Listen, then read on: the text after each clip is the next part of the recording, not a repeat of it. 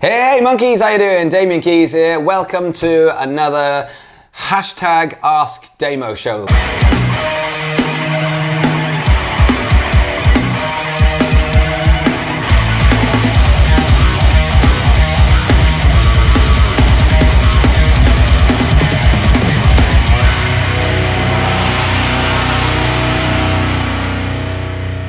I mean, how many have we had? This is number... How many shows have we had? What? How many shows is this? 4? Two. Yeah. Wow, crazy amounts of shows. So this is a show where we have questions, answers to music industry, social media, business questions. So keep the questions coming on Twitter, Instagram, Facebook, all of that kind of stuff. But this is a chance where for me, it's a bit more improv because I don't really get to see the questions or prepare anything. So rather than doing a boring stand against the wall question and answer session, this is a bit longer. And also for you guys, it's a chance to see how I can take a piece of content, which might be 15, 20 minutes long, and then break it down into other sections for different social media platforms, which is something which I bang on about all the time. How you can take content and actually repackage it and actually put it into the rules of the content for other platforms.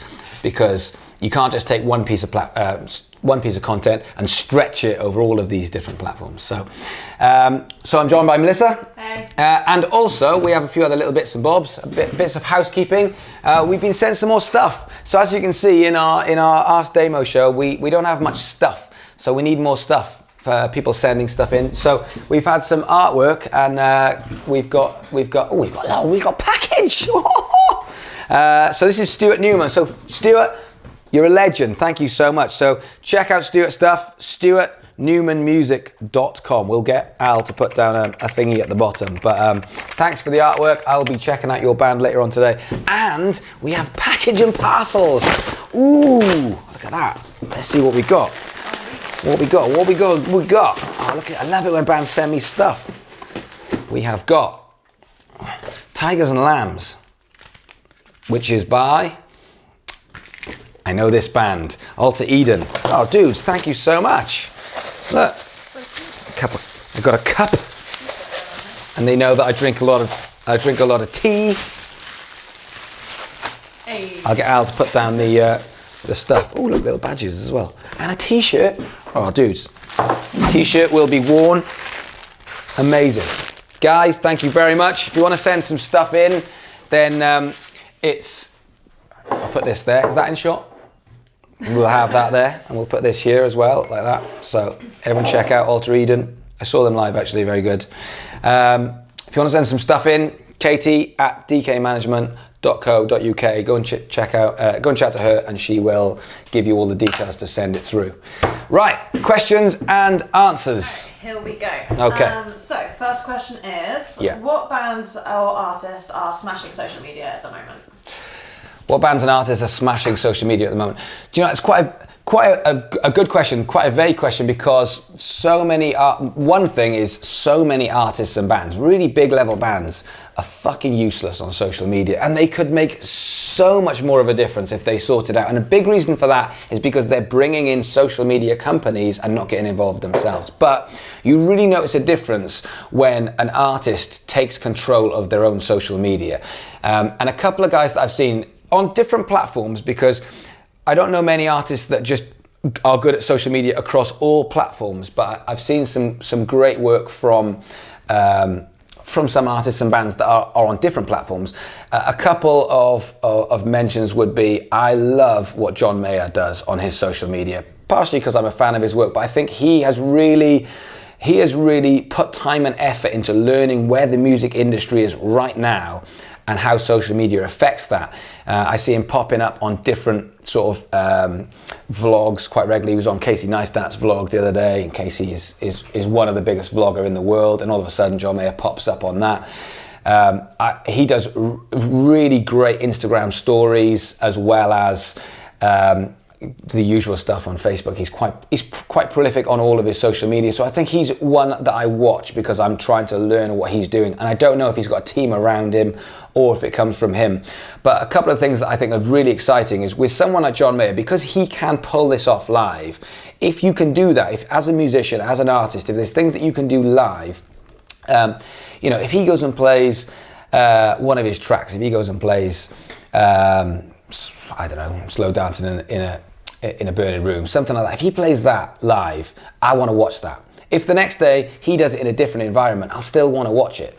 So he's very, very good with how he pops up with his collabs. He's very, very good at his consistency. Every single day he's doing something. He's keeping you up to date between the behind the scenes of what he does. Other mentions, do you know what? Someone who's really great at certain aspects of social media is James Blunt, just because he's hilariously funny.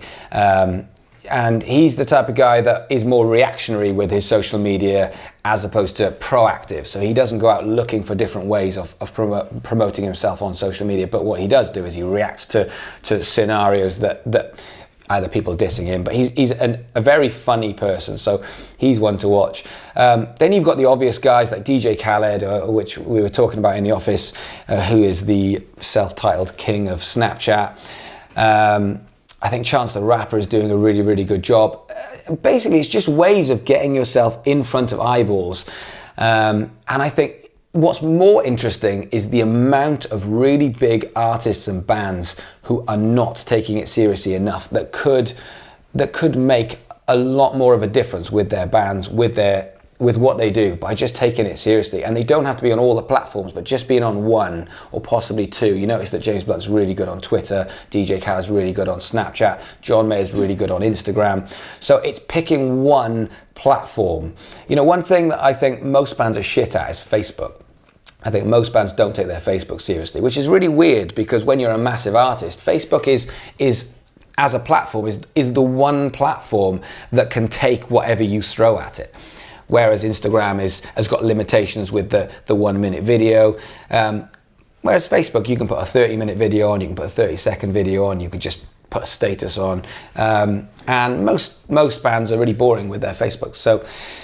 So I think when it comes to social media, who's smashing it at the moment? Those are a few artists. I think DJ Khaled is really good at Snapchat. I love watching John Mayer, and I think John Mayer's the one artist I've noticed that's really trying to learn about how social media will fit into what he does. I think he does that very, very well.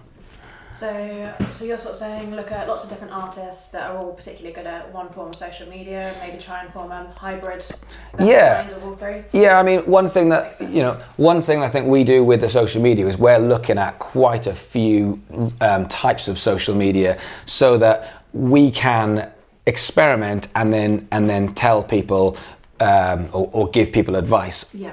And experience with the social medias. If I was an artist, I probably wouldn't do this. I probably wouldn't be on 5, 6, 7 platforms unless I had a team around me that could help me out with it.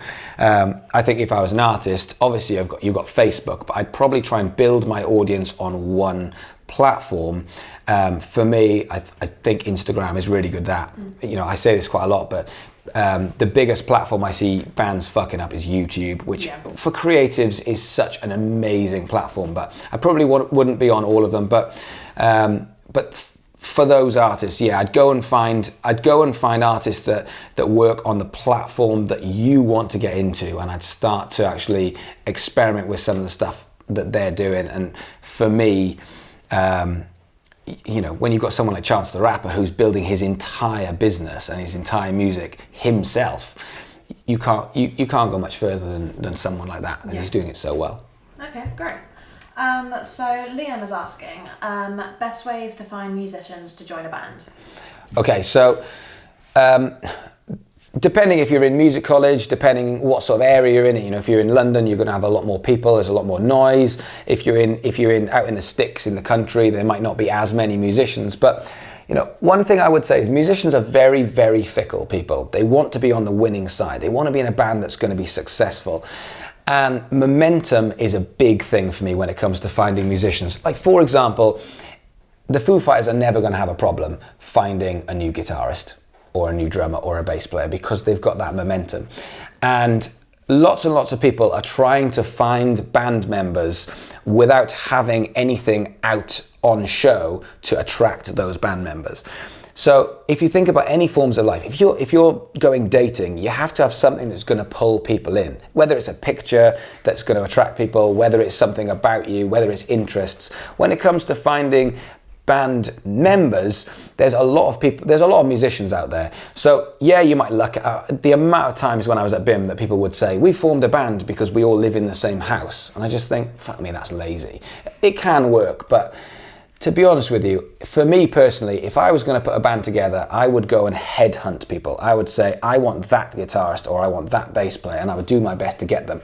If you are approaching it from that angle of going and finding people, then for me, a big part of it is having something there that's going to attract them. So for example, you might be a songwriter. If you are, then, or a singer-songwriter, then I would be looking at putting together a strategy on something like Facebook so that when you approach someone and say, this is my stuff, I would like you to come and be involved in it, they feel like they are working on a winning formula, as it were. So, and that takes time and it takes effort and it takes a lot of energy.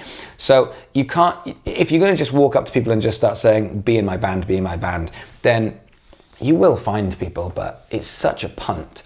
And with the music that you're into, with looking at the styles of music, the style of fashion, the work ethic, for me, it's about headhunting people and going and finding the right people. And that takes work because, going to open mic nights, going to other bands' gigs, go to other bands' gigs. This is harsh, but the thing is, this is about winning for me. This is about getting a band that works. Going to another band's gigs and actually finding a bass player or a drummer or a guitarist and saying, that guy is amazing, I want that guy in my band. What do I have to do to get that drummer to be in my band as well as this other band, so that long term, eventually my band works and he can leave that band and be in my band? If you're going to do that, then what's really, really important is you've got to be able to find a way of attracting them to be in your band as well as that other band. So there has to be, if you're not online, then you don't exist effectively. So it just takes away from just approaching any musician that you can find. A big problem I find is usually singers. I mean, I'll talk to you about this in a minute, but singers trying to find musicians, because a lot of singers don't play instruments. So if you don't play instruments and you're a singer, trying to actually write songs has got to be difficult because you haven't got a melodic instrument to be able to write the song. So then you need to find musicians who can help you with the songwriting that can then build the momentum to expand from there. And there are lots and lots of great singers who aren't songwriters. So then how you actually form a band if you are a singer, because either you're trying to just jump straight into a band, especially if you're a female singer. I notice there's so many female singers that want to do projects that aren't in bands. And how do you attract musicians? And then it comes down to things like fashion. It comes to what you stand for. It comes from you, your organizational skills that you can bring to say, look, we are going to rehearse on these days, because musicians are inherently bad at being organized. So therefore, having someone with those kind of leadership qualities and someone with those kind of organizational skills is very attractive to someone who hasn't got them, if that makes sense. Mm-hmm. So when you started your band, do you play instrument as well? Yeah, I play rhythm guitar. Yeah. Rhythm guitar. So that helps with your songwriting. Yeah. When it came to finding musicians, how did you go and find the guys that you wanted in the band? Well, for me, I wanted to work with people that were easy to work with, because, for me to kind of feel comfortable to songwrite with someone, I always want them to be my friend, so that we can pass ideas back and forth comfortably. So when I was kind of creating my band, I was sort of looking for people that I knew that I already kind of knew I could have a good relationship with, and I knew I could rely on and work with easily. But also I was picking friends that I knew played a similar genre to me and liked the similar kind of music I would, so that I'm working with people that I knew I could get on board with their ideas. And did you have songs at that point that you could present to them? Yeah, and then I would work with them and see if we can kind of build on them and kind of change them a bit. And I think that aspect of having something that you can build on is so important, because, as a singer, if you just say, I'm a great singer, it's like, there are a lot of great singers in the world. There are a lot of great guitarists in the world. So if you are a singer, and I know there's a lot of singers that watch this who aren't in bands that want to be in bands, and I used to have this at BIM where there'd be 100 singers and they'd all be like, how do I get in a band? How do I get in a band? And I'm thinking, well, you have to have something that's going to attract other musicians first, rather than just wandering up and saying, do you want to be in a band? Do you want to be in a band? Do you want to be in a band? So in that case, then I would suggest for singers, going and, if you're not a songwriter, going and finding a songwriter in another band and say, look, I am a singer. I want a project which I can attract some musicians to. I need your help. And if you say to a songwriter who's in another band, look, come over to my house, I'll buy some beers, I'll make you dinner, or I'll take you out for some beers, or whatever it is. In return, what I really want is I just want you to write me a song, or work with me on writing me a song, or teach me to write me a song. It gives you the onus. So it's a case of taking it back to the beginning on a singer's instance, and having something that's attractive to other musicians, songs, fashion, and something to stand for. If you're already in a band and you are having trouble finding a musician, then I would say, well, your social media is not good enough, because the stuff I do is just for fun. But I never in a million years would I have a problem with attracting a musician. And the reason for that is because of the leadership side to it, because I know where we're going, because I've got plenty of marketing that backs it up, because people can go on the social media, they can see it building, because people want to be on the winning side. They can see it build and build and build and build. And musicians want to be on the winning side at all times. So, I am under no delusions that the guys that I play with, or the guys in any of my bands that work every week, if the Foo Fighters come knocking, they are going to go and jump ship. That's the way it works. So they're always looking for it. They're looking for that win, because everybody wants to be successful as a musician. So if you're in a band and your drummer leaves and you need a new drummer, I would say you need to be on the trail of going and building your social media so it looks more attractive, and then going and find drummers in other bands and saying, I like your stuff, I really like what you do, we need to do it, you need to be in my band as well. And make it an offer that they can't refuse, so that when they look at your social media, they're thinking, I think this is going to work, I think this is going to take off.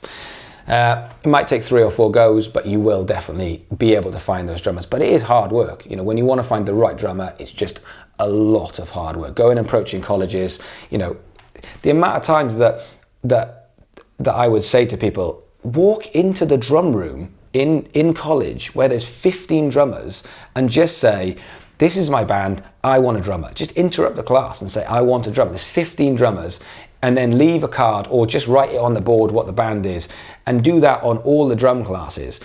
If you're not getting something out of those 40, 50, 60 drummers, then something is wrong with the product as opposed to the drummers.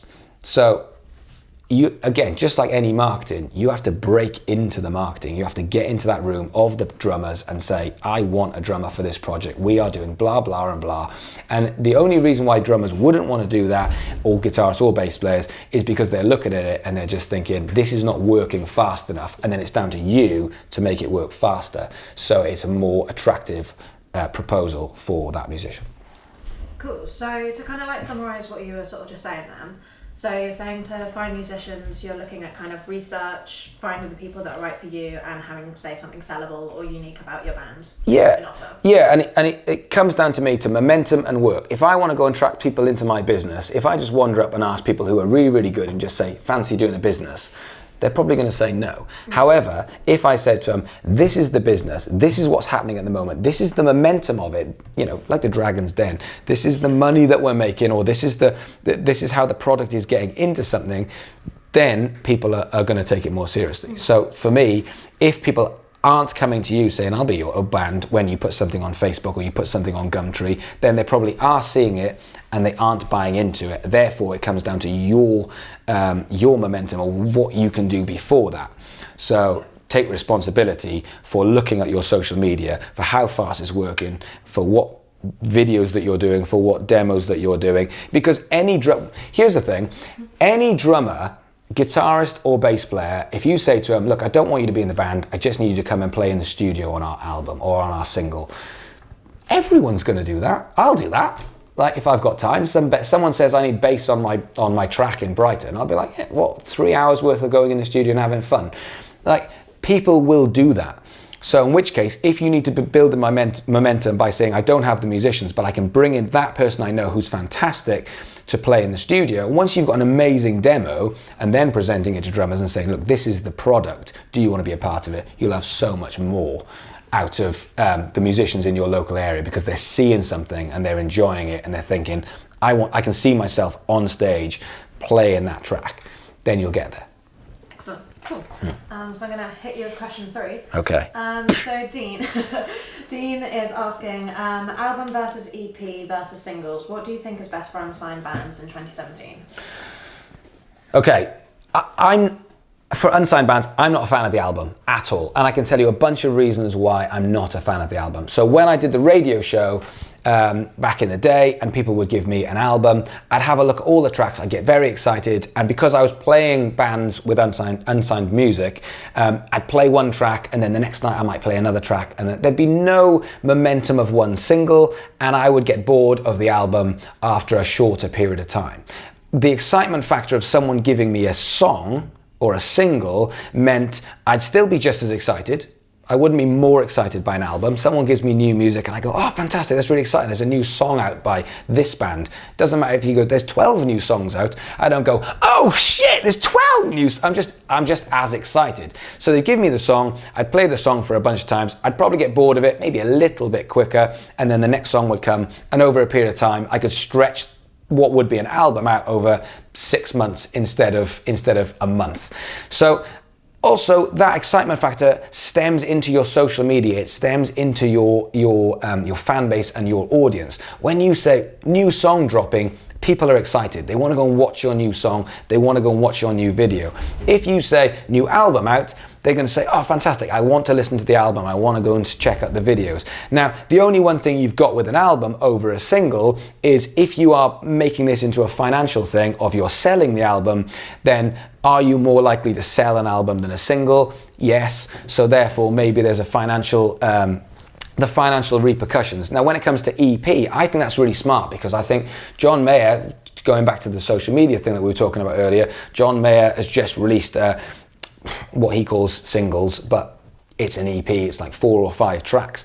So, and when someone asked him about it, he said, I will put the music out as and when I need the music to do the things that I want to do. The music has become a vehicle. So if I want to go on tour, because he's got a backlog of songs and albums that people want to see him play live, he's basically, he's enticed people in by saying some new songs.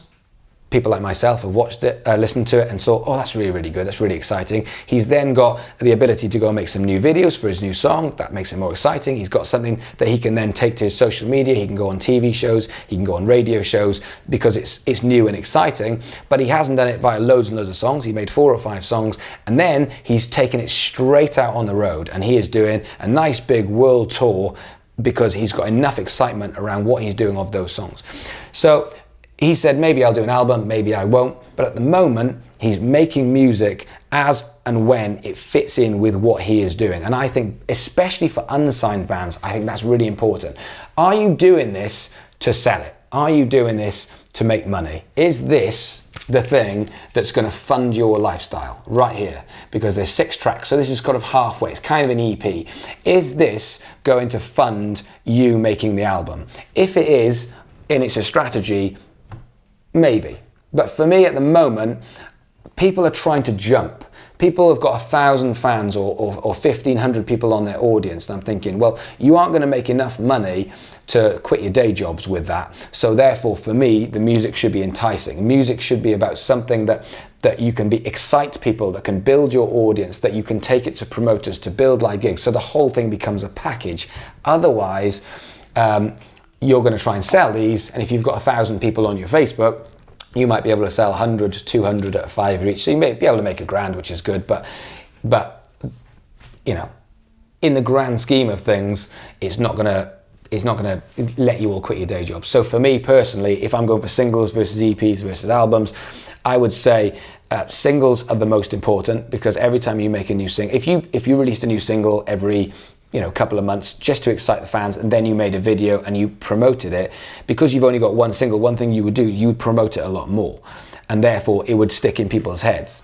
And what people tend to do is they tend to write stuff, record stuff, and put it on a shelf. I see that all the time. We've done a music video. I've put it on YouTube in case you want to watch it. Instead of saying, no, that's our song. That's what we're promoting. We really believe in that song. Therefore, what we're going to do is we're going to put that song out. We're going to put a video of that song. We're going to do a live version of that song. We're going to do an acoustic version of that song. We're going to go and get another band. We're going to get them to play that song. We're going to do a collab with a band and do that song. We're going to do that song when we did a live gig. And everything is hammering home that song as opposed to the album, as it were. So I feel like, for me, that becomes very important for unsigned bands. I'm not talking about bands that have been signed at a Muse level, because they've got a different outline of what they're looking to achieve, and they can sell that. But for me, with unsigned bands, it's about creating excitement and momentum piece by piece by piece. And the music, what's the point in writing and recording 12 tracks when you aren't going to make the money back on the album that you sold? So therefore, for me, it's more a case of exciting the audience, because the audience is the piece of the puzzle that most bands are overlooking, because there's push media. We're doing this, we want to do that. This is what we've written because we want to write it. Does the audience want to listen to 12 tracks? Does the audience, is it going to get bored? Whereas exciting them with one great piece of music and a great video as and when you need it, for me, that is more important. So for me personally, with unsigned bands, I'd put them in that order. I'd put them as singles, EPs, and albums, because I went to a singles launch the other night with a band called Oceans, and it was really fun. And it was all about that song. And they played a live gig. They got a really good album launch. They packed the venue out. Literally, it was sold out. It was brilliant. So that was exciting, and it was all off the back of that one song, even though they had other songs. So on that note, what would you say to releasing like a series of singles, and then once you've got the excitement and momentum out of those, putting them into an album that you can then make a bit of money off? Yeah, potentially. And this is all about strategy. So, if you are a band that is out on tour all the time and you have something physical to sell, like a CD, then I think that's got potential. The main thing I see is bands are not maximizing what they're making. So they'll make a single and then they'll put it on their Facebook and say that's our new single. And I just think you've done 5% of what you need to do to promote that single. If you're going to do with an EP and you're going to have 5 songs or 6 songs, and then same thing with an album, then you have got an entire 12 months of promoting that album, as it were, before you need to do another one. So promoting it should become a daily thing of promoting that album, the songs on that album. I'm seeing 10% of the work is what I'm seeing. I'm seeing bands saying, we've done a single, and 3 weeks later it's forgotten about. It's just in the archives of their Facebook. There's a video on YouTube that no one goes to see anymore. And what I would really want to see is, I want to see you market the shit out of it so people are saying, yes, I've bought it. Here's an example. I went to that singles launch, and they gave me a code, and I can download and I can get the single. Then after that, I've got have a meeting with the guys, but then I got a text saying, oh, don't forget you can download the single. Have I downloaded the single yet? No. Am I going to? Absolutely. Will it take them reminding me 3 or 4 more times? Yes. Why? Because I've got other things in my life. Do I want the single? Yes. Am I going to download it? I absolutely will. It's just I keep forgetting, and it always comes up at a point where I'm like, oh, yes, now I'm driving, so I can't do it now, or I'm out on the road, or so. Remind me 4, 5, 6, 7, 8, 9, 10, 11, 12 times. And that is what we're doing here. We're saying it's the single, because when you make content, you're under the impression that everyone will see the content that you're making, but they won't. They'll see 5% of it, or 10% of it, or just one video that you do. So you might make 25 videos about that single, and yes, there'll be 10% of your fan base that follows everything that you do. But other than that, there'll be another 90% who don't. So it's so important for bands to actually realize that when you're going to put a single out, that promoting it is weeks and weeks and weeks. It's 4 weeks before, 4 weeks after, just for the campaign of releasing a single, let alone the next 3 months of reminding people again and again and again. Go and buy this. Go and get this. Bands, go and check this out. Go and buy this. This is a band. It's called Alter Eden. Now, I'm saying that at the moment, 3 people will go, I should check them out. But if I do this every single week on this show with this band, Alter Eden, Alter Eden, Alter Eden, Alter Eden, I'm just ramming it home again and again. Go and check them out, Alter Eden, Alter Eden. After a while, there'll be 50 or 100 or 200. But from this one, there'll be 3. Yeah. So it's ramming it home again and again and again. So, and that's what's so good with singles and making music that is just used as and when you want it to excite your audience. Awesome. Well, we are fresh out of questions. Great. So if you've got a question, hashtag askdamo. I'm on Twitter, Snapchat, Instagram, all the usuals. Twitter's the best one because Melissa can then go through it and do a search and find all the questions and put them into order. And I don't want to think about these questions. What makes it fun for me is actually the spontaneousness of seeing the questions or hearing the questions and just coming up with the answers. It makes it more real. So hashtag askdamo. Otherwise, at the moment, I'll tell you what's happening at the moment is I'm utilizing quite a lot of the Snapchat stuff at the moment. So if you've got something you want to talk to me about, hit me up with a Snapchat because it's 10 seconds worth of video that you can get your point across, and I'll try and get mine back in 10 seconds. So Snapchat, Damian Keys. Get on Snapchat, send me a message. Other than that, I'll see you guys next week.